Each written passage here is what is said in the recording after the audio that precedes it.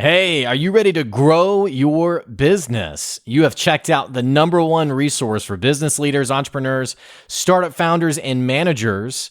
And we're going to teach you how to grow and scale your business with real actionable steps. There's no fluff in this podcast. It's just good advice. Check out this episode. If you're a first-time listener, make sure you subscribe to the podcast. And if you enjoy this episode, leave us a 5-star review.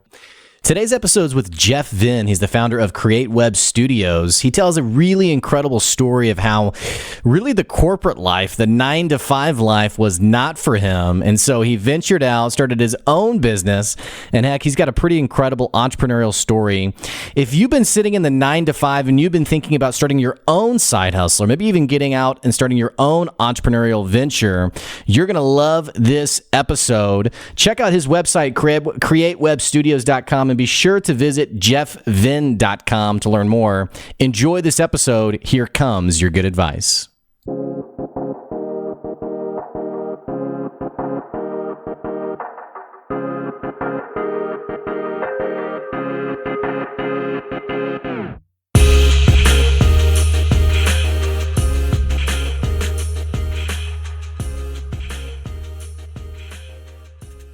Hey, thanks for checking out another episode of the Good Advice Podcast. Sitting down with Jeff Venn today. He's going to be bringing you some power, some energy around entrepreneurship. He's the creator of the digital marketing agency Create Studios. He's also the head guy who's invented this converged community space for millennial entrepreneurs. It's a pretty incredible thing. You need to check out jeffvenn.com to find out more. But he's going to be sharing some insights today, some things that are going to empower you on your entrepreneurial journey. Jeff, man, it is exciting to have you here today. Love that intro, Blake. I'm pretty pumped up. Glad to be here. Now, you said, it's funny to me because here I am, 30 degrees. I'm freezing my rear off, and you just said you're what, 20 minutes from the beach? No, I'm 50 yards from the beach right now, and where I'm looking out, there's one little small condo unit in front of me, but I'm seeing ospreys. At night, I see the stars. I'm up on the 3rd floor, and there's a little peak of the ocean out the balcony corner. So you should be jealous. It's in the upper 70s today. It's blue skies with some light clouds. And when you asked me if I was living the dream, at least on that front, Florida is pretty sunny, and it's pretty nice in the winter. I just got to say. I mean, yeah, you are living the dream. I mean, obviously, you got the housing situation figured out, and looking at these two ventures you have going, it's obvious that you are an entrepreneur at your core, that you're a creator at your core. Man, I'd love to give the audience a bit of perspective on what you're working on, where you're coming from. Tell us a little bit about who you are. Who is Jeff Venn? Yeah, great question. Thanks, Blake. So who is Jeff Venn? Well, a lot of times they think entrepreneurs are these people who started lemonade stands when they're 6 years old, or I don't know, in 11th grade, I was doing some major thing in high school. And that's not the case. You did reference something though, being a builder and a creator. And I'm a flaming creative, so decently smart. I love creativity, play music, learn Spanish on my own, always just like to figure things out and get it done. So my launch into entrepreneurship was, after I got a computer science degree right here at the University of North Florida in Jacksonville, minored in graphic design and got a great corporate job. But I realized corporate was just going to kill my soul. And so I had a lot of good success there. I was in a 200-person IT department serving, a 2,000-person municipality, water, electric, wastewater. And yeah, I got 5 or 6 years in, got up to the leadership team, whom I dearly love. But man, doing the same thing over day after day, having just all these arbitrary constraints, having to drive in the car for 40 minutes one way when, I had to drive all the way out from the beach, couldn't work from home. It just was killing my soul. And as you noted earlier, builder, creator, creative, I was like, man, I can go do this on my own. And at the time in 2005, websites were starting. I had a small child, 1 year old. My wife was the homemaker, and boom, off we went. Well, what's going on? And I don't want to go too far down the rabbit trail, but so let me say a couple of things. Just spending a couple of minutes on your website, it sort of radiates this creative energy, this sort of freshness, this life about it. And as a business owner, it actually makes me excited about my business because I see that energy and I think about, okay, what would that mean for even myself as a business owner? So you have all this creative energy, you have all this passion, this drive, this sense of I want to build, I want to create. What is going on in today's corporate world that is so, I mean, you use the expression, it was killing my soul. And that's similar to me. I was working in the corporate world, same feeling. It was like, man, I am going to die here. What is happening in the corporate world that's not leveraging people's talents, creativity, strengths? I mean, what's your take on that? Yeah, so I just think things dinosaur out, right? So everything has its phase, and humans kind of run in generations, which I don't know if you count that as 40 years or what, but yeah, I think that old like Leave It to Beaver, white picket fence, family dinner, nuclear family, because honestly, I grew up super religious and it broken free from that, a lot of mind control, and there's just a lot of scripts that we've been handed to, and the world's so diverse, and it's never been easier to like do your own thing, to find your own tribe. I mean, imagine when you and I were in high school, man. If you didn't fit one of these boxes, like I'm a dork, I'm a nerd, I'm an athlete, I'm the best, right? So I think the world's very diverse, and corporate hasn't caught up with it yet. So here in Jacksonville, we have big companies like, say, Vistacon or CSX Railroads and stuff, and they're kind of behemoths and they can only move at a certain pace. So it's ironic. Our team's like late 20s to early 30s for the digital marketing side. And they come running from like other companies begging to work when they get to the job interview process. Cause like, we don't even work 40 hours a week. The average week's like 30 to 35 hours by design. So yeah, man, we just need to move beyond that dinosaur crap. And for people like you and me, they're actually making structures and buildings that or businesses that can support that. Yeah, we need to keep it up because those people want to shift and move, and I'm here and you're here to make it happen. Mm-hmm. Well, tell me, how do you and we'll get a little bit more into like the actual startup story, but I do want to hone in on something you're talking about. You just mentioned this 30 to 35 hour work week, and I love people like you who you're presenting this innovative sense of business where it's like, okay, we could actually work less hours, but be more impactful and more focused when it's not like this exhaustive, it has to be this many hours a week. Help me marry, like where have you guys found the balance between creative freedom, sort of promoting each person's own, I don't know the word for it, is each person's individuality. How have you balanced that with, I guess, still getting results, still getting things done? Because I think people listening who are feeling apprehensive, they don't know where that line is, so to speak. It's like, how do I empower my people and their creativity? And how do I create this entity that's energizing and exciting, but also things happen there, work gets done there? Does that make sense? Yeah, absolutely. I've never really struggled with that conflict, but what I will say is I've always measured people by results, right? Say you're managing 5 social media accounts, we have a schedule. Did it go out? We have a report that goes to the customer. Are we showing measurable results and improvement? What kind of independent feedback are we getting on our Google reviews? Or is the customer calling me up or calling your boss up and ragging them out because things are going bad? So I'm more of a results-based guy, and I'm focused on doing very great work. So I don't care if there's a team of 100 or 50. If I pass you this baton, which is, hey, get on this call and run this, get this social media calendar going, don't you dare show up without it. So whether someone worked 20 hours a week or 60, like these people are self-starters. And I don't care how they do it. I don't care if you do it at 10 in the morning, 10 at night. So this is where are you? How are you? What did every last hour on the day on the timesheet gets you? Yeah, man, I don't want to tell someone how to think. And so I'm working with, some bright younger millennials. They're in a creative space. They're apt. They get a lot of the stuff anyway. So I don't know if that answers it, but that's kind of been the flair. It's interesting because it's like the old cliche of like the manager. I think I read this one time. It was the manager who was asking the question.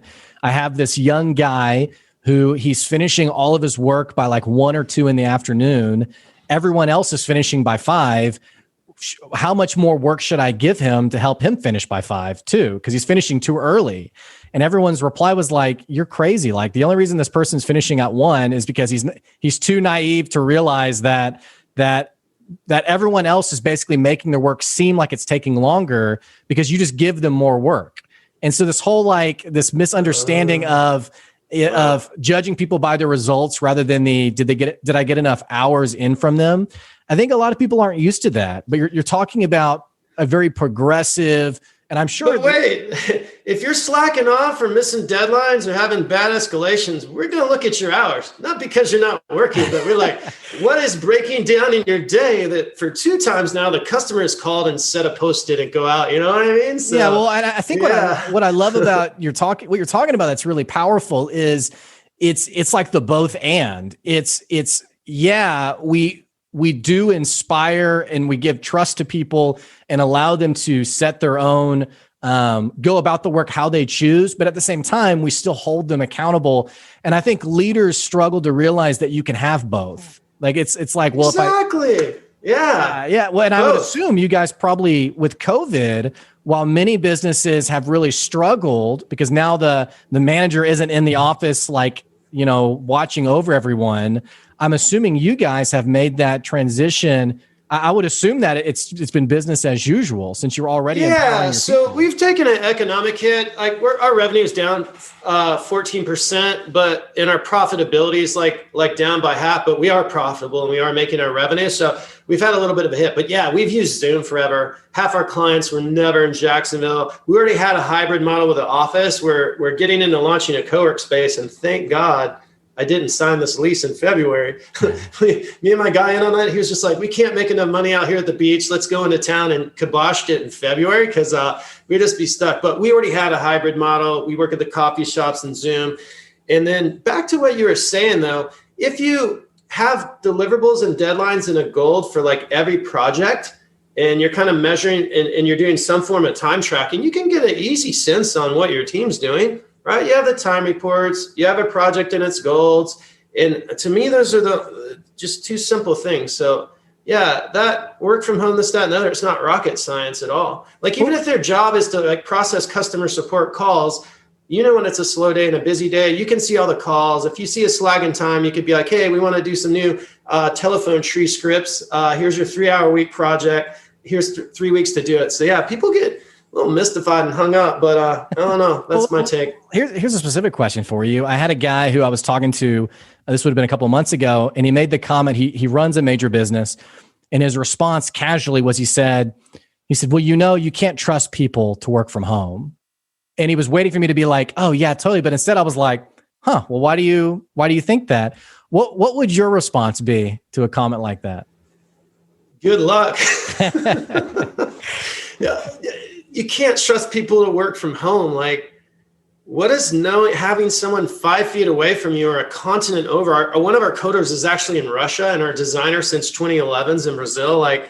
It's by the result. The designer got an assignment to get a website comp out, a web page comp. It's very clear whether he worked at it or not. We see his timesheet every week. We know exactly how long that initial mock-up of the site takes. So to me, it's I don't want to say a completely irrelevant point because working from home affects culture and how we feel connected. But sure. As far as getting the work done, where they're at, especially with digital work or even a freaking package getting delivered, Amazon doesn't know where all its workers are. They're all over the world. Yeah, it's irrelevant, to be honest with you, right? Like, does it matter if my Brazilian designer's here or in Brazil? Does it matter if he's 5 hours ahead or not? As long as that web page is done and we're on the same page with his time and his pay and all that? I don't know. Yeah, sometimes I wonder maybe it's more about ego and control, and if I can see you, if I can manage you, maybe I feel like I'm a better boss, or I don't know. Not to totally transition the conversation, I do want to go back to that year 2005 when you were stepping out of the corporate world. I mean, digital marketing, I didn't even know if this was really a totally bred thing. You kind of had something before people even knew they needed it. I mean, I have a friend of mine who also ran a similar type of business. And the way she tells her story is, as she was pitching to people, they'd be like, the internet's a fad. Like, why? People aren't going to use the internet long term. And that's what her prospective clients were telling her.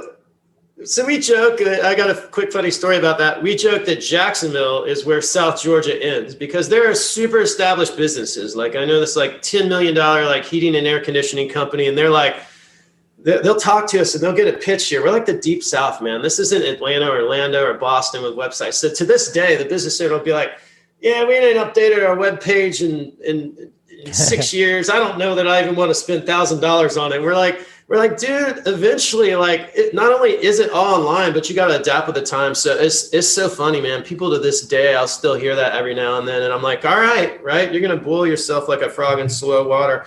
But yeah, at the time, 2005, websites were new. So that's when, you could maybe get like $15,000 for a website that your niece will do on Squarespace or Wix tonight. And there wasn't really online marketing. There was barely Google ads. And then the last funniest part was, remember before Google search got good? So say we're here in Jacksonville, Florida, helping a chiropractor. So I hate to say this, like in 2008 and 10, we literally put chiropractor in Jacksonville, FL. Chiropractor Jacksonville FL, and literally, like, if we were helping the chiropractor, we'd have like the 10 different spellings of chiropractor near me and rank them. And of course, Google smacked the crap out of that in 2013. But yeah, that's some of the days back then. Kind of early days, pricing all over the place, like, it's just Wild West. Well, I remember I was helping my brother. He was doing ads for different businesses, and I was helping him, and I was learning like Google AdWords. And this was 2004, 2005. It's crazy how much things have changed for you. I think you mentioned that you had a newborn, you were leaving your corporate job.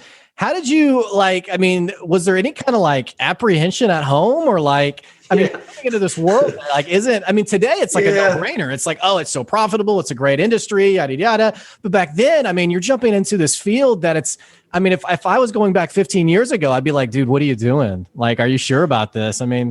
So it gets better than that. So I'm like, I don't know, what was I, 23, 4, have my computer science degree. I'm working at the water, wastewater, electric. So the municipality here in Jacksonville, Florida. Well, guess what? They have a pension system, like a full-on pension. So I literally start like right before my mid-20s. I would literally be out of there at 53 years old with 80% of my salary for life, guaranteed. And 53 is kind of young to start that. But I did really good there. 200-person IT department, rose up to the top. Love those people. The whole company was about 2,000 strong. But yeah, I just got over it and I got bored. I left on such good terms there that the CEO like interviewed me and was like, what can we do to make you stay? And they're really cool there. Like, I knew all these people and I was just like, Jim, I just got to go and try this. My mind's made up, but it's been a great run here. So I could have always gone back in a second. And not only that, when I went out on my own, think about me, I'm 24, 5, 6, 28. Actually, that was when I was at JA. When I went out on my own late 20s, like every client I started working with tried to hire me too. So being that young, being well-to-do and with it, could have gone back to JA at any time. Didn't want to, obviously. And then two, for like the first 5 or 6 years of my career, before I'd built a business, like people would try to hire me all the time. And trust me, at times it was tempting. At times I was like, man, I can make this much money like now if I just say yes and like not deal with all this other headache. But I don't know about you, Blake. I'm super independent, autonomous. Like I can figure it out. I want to do it. So I wasn't going to let someone tell me how to live my day. Well, how did you, was it overnight success? How did you keep focused on the grind? So I'll just give out numbers at the time because it's the best way to say it. So I was like, what was I? I was like 28, 29, this is a few years back, obviously making like $90,000, right? So I kind of knew my bottom number. I had about $15,000 in the bank from my ex. They sold some like pine tree land or something. We got this like way down the thing. And then I had a bit of a book of business built up. So for the first 2 months, like I had this revenue threshold I was going to meet. And I think I needed to make like, I don't know, $4 or $5 grand a month after taxes. Sounds about right. And lo and behold, I was so excited. I launched out this little baby safety net of $15,000. But then I learned people don't finish projects, right?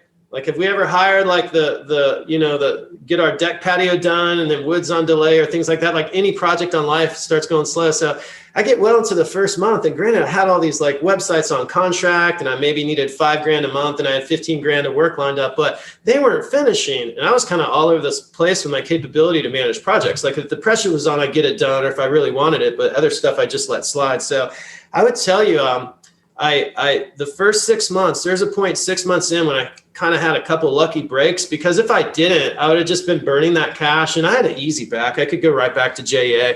Well, that was the municipality. So yeah, there was, a little time. But I will say this, after a year, I think my first year I was making, and don't quote me on my numbers, but 78K in the corporate job. I think I grossed like 90 the first year. And of course, all that didn't go in my pocket, but it was kind of a wash. So once I got past that scary phase, I was like, all right, this is doable. And then there's just 10 years of just freaking doing everything, which that's a whole nother story. Wearing every hat. Every day, forever. Well, that first year, I mean, 90K, that's incredibly impressive. I know today's entrepreneur, what they typically face is a very slow growth period because also you have to learn how to sell. You have to learn like, what does it even mean to like, to really like, how do I really grow this thing and build this thing? What were some of the insights, some of the things that you were relying on that allowed you to get those customers quickly, efficiently, to actually bring in revenue? I mean, were you just that good at your job that people were knocking on your door? I mean, what was going on? Yeah, so let me think about that. How did I get the ball rolling?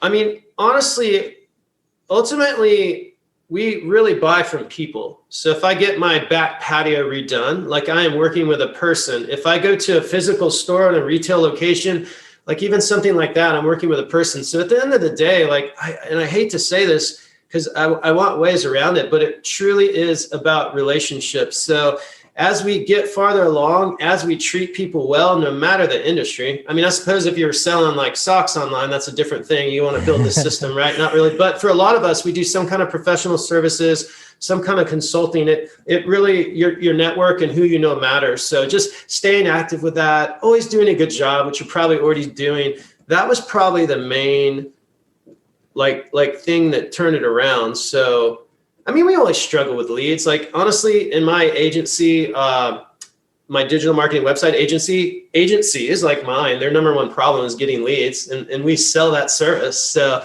yeah. So leads are never a shoo-in, but it can definitely prosper because that was 2005 and it's 2020 right now, unfortunately. Yeah. Rough year.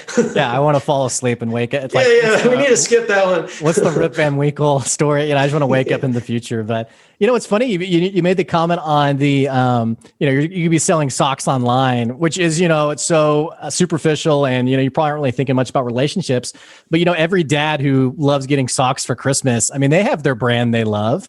And I've noticed even like with Amazon, people who buy from Amazon, you'll get those DMs now or those emails that say, hey, this is so-and-so from this company. Just wanted to know, thanks so much. Hey, if we can do anything. So even on this more like transactional basis, people are trying to build those relationships because I think you're spot on. I think relationships are really, it's the foundation for how we grow our businesses. But it feels like, I mean, you probably talk to young entrepreneurs all the time. It feels like people aren't really sure how to build those relationships. Or think about going to a networking event and how awkward and uncomfortable it is, and everybody's pitching one another. There's no real conversations happening. It feels like this is a struggle for people sometimes. So here's what I want to call total crap on. Yes, it is a struggle, but sitting in your stupid job that you hated because you did the degree your mom wanted to struggle. So like life is full, like daily, intraday of like bad feelings, good feelings, suffering, and pain. So we know how to I did it. I went to freaking BNI, Business Network International. I went to the Chamber of Commerce meetings. I'm not a morning person. I went there. Everybody's been in business forever. My little tail stands up. I'm like, hi, I'm Jeff Venn. I started a web design company. They're like, who are you? So, you grind enough, but at that time when you're small, you don't need the biggest opportunities, so just stay at it. So yeah, I think, life is all about like passing fearful boundaries. And to some degree, we get in comfortable places and should stay there. But entrepreneurship is certainly like faces you with a lot of that. But I would argue, man, like not doing those things or not trying networking or not going out on your own is much more painful than taking the first steps like I did and actually like getting it done. I'd rather have that pain than the pain of being, man, I coulda, shoulda, woulda, or someone else did. And by the way, my boss just fired me. What happened here at my job? You know what I mean? Yeah. Not so stable. People think it's so stable on this side and it's so not stable on the other side. In closing, I'll say we have 130 customers now. Do you think in any economic downturn, we're going to go to zero in a month, right? But if you have a job like some of my brother-in-laws do, they're RVPs, they're cutting their sales staff left and right. And guess what? They may be on the street with the other half of their team. So Yeah, to people who are like, oh, I'm scared or I don't network good or this, that, and the other. It's like people make it real easy to network an event to network. They give you tips, they give you a name card. Like, I think you can figure this out after a month. You may not be the best, but someone's going to want your service or like your awkward vibe and like do business with you. And you've just found the start of your pool of people. I like it. Yeah, I like this person's awkward vibe. I'm going to hire him. Right. Well, but what I'm hearing from you is this insight of like the actual, and here's what's really interesting about sales, I think in general, is I talked to a guy the other day who he said, yeah, I'm trying to get more sales for my business, but I'm trying to find out how to do it without having to talk to anyone. And I was like, well, what do you mean by that? And he's like, I don't want to have to talk to anyone. I don't want to have to go to any events. I don't have to meet anyone. I just like, how do I get those customers? And I was like, I don't know the answer to that, because the magic is really what you're talking about. It is like our BNI here locally is 7 a.m. in the morning. It is the getting up, getting out there. You know, I'm not a public speaker, but I'm going to speak in front of people. This is who I am. You know, the insight I'm getting from you is like the actual real, sometimes scary, awkward, uncomfortable work of getting yourself in front of people and putting yourself out there. I don't know how you grow a business any other way. You have to. And then two, that's the hard price I paid. I don't have to do jack squat with the agency now. I don't want to, right? So we don't have to go to hands-on foot networking. And we found that BNI actually wasn't profitable for our business, but cost a lot of employee time and early wake up. So, you know, once you pay your dues, you can find your sweet spot. I mean, for example, podcasts, we're doing one right now. Those are amazing. The guy that didn't want to talk to anyone, well, guess what? He can build the best online marketing cycle with videos, with email drip sequences. So by the time, you know, someone buys his product or gets on the phone with him, they're so warmed up. So yeah, once you have earned the right to be a little choosy, because trust me, as soon as I could have go to the chamber, that one was the worst, at least for me. I never went again. And I still have a little PTSD when I hear about it. People are like, oh, you're doing the chamber, this, that, and then I just picture that those nasty scrambled eggs at some hotel when like I've just drove 30 minutes to get there at 7. And I'm like, I'm not falling asleep, but I'm just so wired. And I'm like, what am I doing here? What in life caused me to have to be here right now? Deep regret over your choices in that moment. I just don't like getting up early, man. Even this one, I had to get up a little earlier than I wanted, but I went to bed last night, so I got it. Yeah. Well, I appreciate that. Well, we're running a little low on time. I want to ask about one other thing. You know, you're working on this co-working space. Man, I love co-working spaces. I think they're so essential today. They're not being done super well in every area. But you mentioned specifically, you have this drive and this energy for millennials, and that even the people in your own agency, they're in that 20 to early 30 range. What's got you so motivated about the millennial generation, especially when today you have people who say things like, oh, you know how millennials are so unhireable, they're so unmanageable, you know, whatever other, and I'm a millennial, so I'm bearing the brunt of it too. What's got you energized around millennials? You know, that's such a, bag of goods. So the girls, so we're about a 10-person agency, more or less. We have some subs and copywriters, but, core is more closer to 6, boutique digital marketing agency. The girl on my team who runs all the finance, operations, HR, she does everything but deliver the websites and the online marketing. She just turned 27. She doesn't even have kids yet. The other girl that runs the websites and the online marketing, like a boss, just turned 30. And the last leader on our team who's over sales and marketing, you can go to createwebstudios.com and see them. But she's like 32 and she's a mom of like 3 young children. So these people, they're so with it. They're so sharp. They're so presentable. They're so like clean in their thinking. And they're just a pleasure to work with. One of the reasons I do like youth is because, when I was in my early 20s, the sky was the limit. I just needed someone to like nudge me and channel this energy. So I feel like in today's times, you have until you're 30 years old to get close to figuring out that thing that moves you. Because if I showed up right now, 30 years old, like destitute and broke, I'm sure I could make it in my 30s in today's time. So I like taking that wild open opportunity, get the ones that are curious, the ones that don't want to sit in the mediocre middle and be like, hey, what's up? Like, you don't have to go work this 9-to-5 job in downtown Jacksonville. I think we can stay at the beach. How does a 35 hour work week sound? And their eyes light up, but these are also A players. They run as hard and fast as all of us do. I mean, Blake, you're on this call because you like to move. You're not sitting in a cubicle today and wondering when lunch break is. Well, what do you think's the difference here between, because there are the people who stay in the cubicle. Like I talked to a guy the other day who's similar age to me, and he was like, man, I'm so miserable in my job. Like, I hate it. Like, it is, again, using the words you use, it's killing me. It is literally killing me. And I said, I was like, man, that's awful. Well, what are you going to do about it? Yeah. He was like, I think I'm going to work for another 5 years.